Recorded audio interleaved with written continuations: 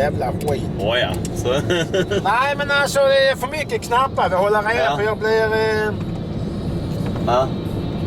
Så när jag gasar så måste jag slå man till den växeln där plus igen. Ja. Det är det som är jävla problem. Så jag måste ha den jäveln där på näven där som inte... Ja.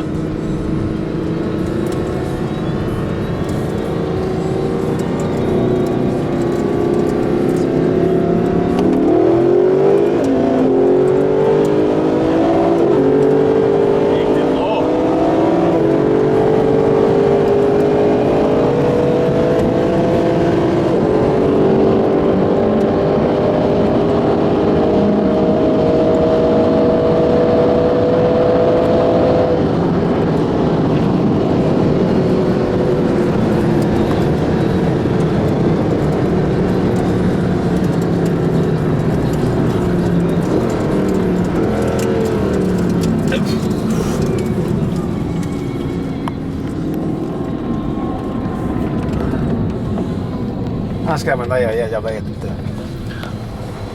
Very nice. Yeah, thank you.